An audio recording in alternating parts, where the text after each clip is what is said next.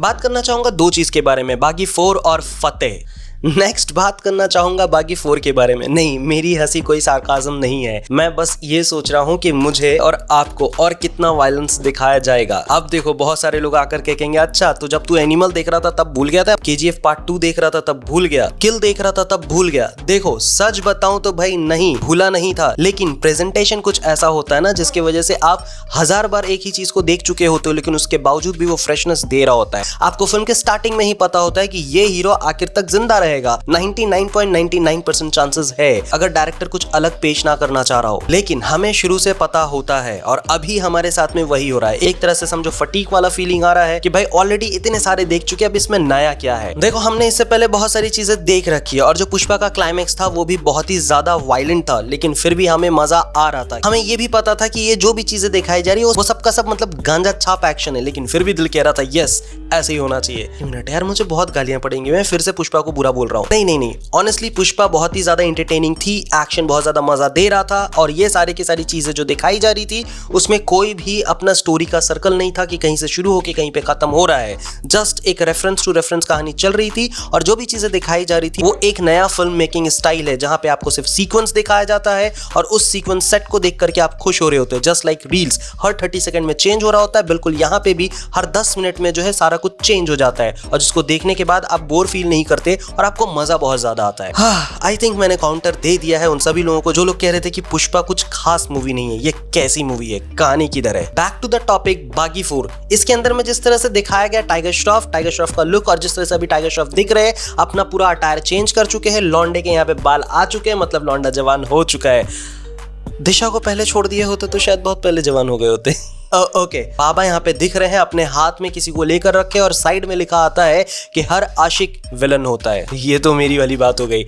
I was also आशिक and I love विलानिक अवतार। तुम अपनी बंदी से अगर प्यार करते हो तो तुम उसके बारे में पूरा जानने का तो हक रखते हो ना। अब अगर किसी मदरबोर्ड ने कहा कि भाई तू उससे प्यार करता है तो उसे प्राइवेसी दे, साले हमारी प्राइवेसी का क्या बे, जब वो हमारा फोन लेकर के चेक करती है, जब हमसे पूछ रही होती है तुम कहाँ जा रहे हो, कौन से दोस्त से मिलने जा रहे हो, कितने बजे तक रिटर्न आओगे। Why you want to know each and everything. तुम्हारा इन्फॉर्मेशन लेना प्यार है और मेरा इन्फॉर्मेशन लेना टॉक्सिक। मैं फिर से भटक रहा हूँ यार। अब यहाँ पे आशिक है और आशिक जो है विलन बन चुका है। अब वो जो फाड़ेगा वो किस हद तक फाड़ेगा इसकी कोई लिमिट नहीं है। यही एक एक्साइटिंग थिंग है बागी 4 में। लेकिन मैं फिर भी कह रहा हूँ, बाबा को इतना ज्यादा विलन वाला अवतार ऑफर किया जा रहा है साउथ से, बॉलीवुड से, हर जगह से, कि अब थोड़ा सा मन कर रहा है कि भाई रुक जा, बाबा को कुछ और भी दे दे। बाबा ने बहुत अच्छी फिल्में की है, उनके हिसाब से दे दे। लार्जर देन लाइफ या फिर विलन ही बनना है ऐसा जरूरी नहीं है। ठीक है, ये एक हाइप दे करके गया है और टाइगर श्रॉफ की क्या ही बात करूं।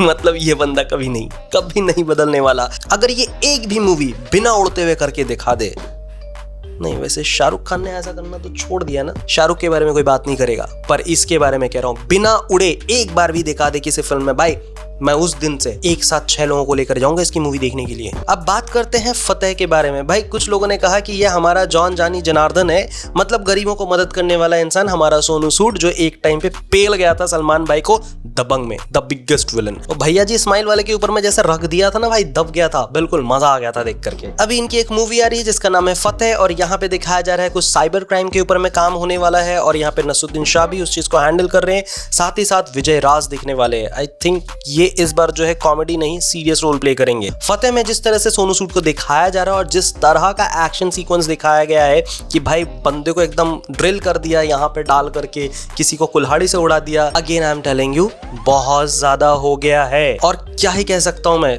ठीक है यार, मतलब जाने दो।